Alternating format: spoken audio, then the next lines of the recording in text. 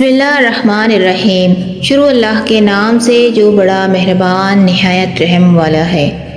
السلام علیکم محترم ناظرین۔ حضرت عوام بن ہوشب رحمۃ اللہ علیہ جو کہ ایک بزرگ گزرے ہیں اور انہوں نے 148 ہجری میں وفات پائی، فرماتے ہیں کہ میں ایک مرتبہ کسی محلے سے گزرا، اس کے کنارے پر قبرستان تھا۔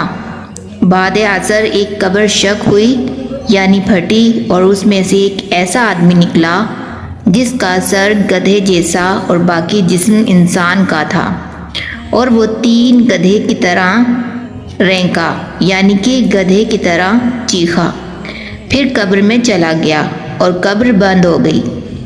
ایک بڑی بھی بیٹھی تھی جو سوت کاٹ رہی تھی۔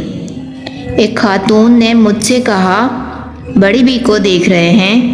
میں نے کہا، اس کا کیا معاملہ ہے؟ کہا، یہ قبر والے کی ماں ہے۔ وہ شرابی تھا۔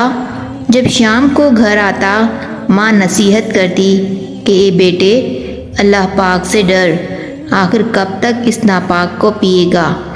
یہ جواب دیتا، تو گدھے کی طرح ریکتی ہے۔ اس شخص کا عصر کے بعد انتقال ہوا۔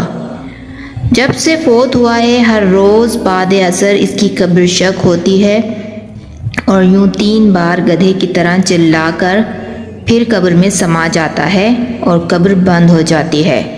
نعوذ باللہ۔ کسی گاؤں میں ایک کسان کے گھر کے اندر ساس بہو کے درمیان ہمیشہ ٹھنی رہتی تھی۔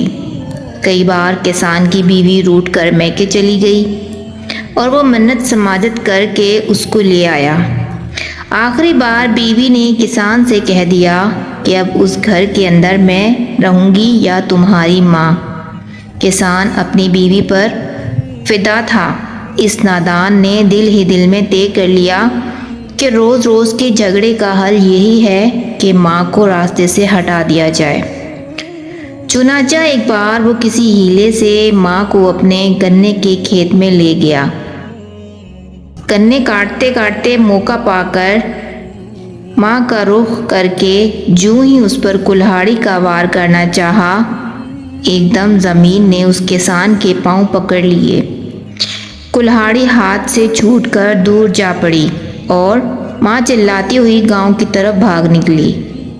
زمین نے آہستہ آہستہ اس کو نگلنا شروع کر دیا۔ وہ گھبرا کر چیختا رہا اور اپنی ماں کو پکار پکار کر معافی مانگتا رہا، لیکن ماں بہت دور جا چکی تھی۔ کچھ دیر بعد جب لوگ وہاں پہنچے تو وہ چھاتی تک زمین میں دھنس چکا تھا۔ لوگ اسے نکالنے کی ناکام کوششیں کرتے رہے مگر زمین اسے نگلتی ہی رہی، یہاں تک کہ وہ زمین کے اندر سما گیا۔ نعوذ باللہ۔ لرز اٹھو، اگر ماں باپ کو کبھی ناراض کیا ہے تو جلدی جلدی ان کے قدموں میں گر کر رو رو کر ان سے معافی کی بھیک مانگ لو۔ یہ تو دنیا کی سزا تھی جو اس ماں کے نافرمان نادان کسان کی دیکھی گئی۔ اگر وہ کسان مسلمان تھا تو ہم خدائے رحمان سے اس کے لیے رحم و کرم کی درخواست کر سکتے ہیں۔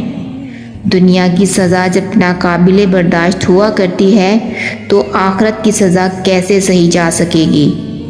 خدا کی قسم، ماں باپ کے نافرمانوں کو مرنے کے بعد ملنے والی سزا دنیوی سزوں کے مقابلے میں کروڑا کروڑا گنا زیادہ خوفناک ہوگی۔ اللہ پاک سے دعا ہے کہ اللہ تعالی ہم سب کو اپنے ماں باپ کا فرما بردار بنائے اور ہمارا خاتمہ ایمان پر فرمائے۔ آمین یا رب العالمین۔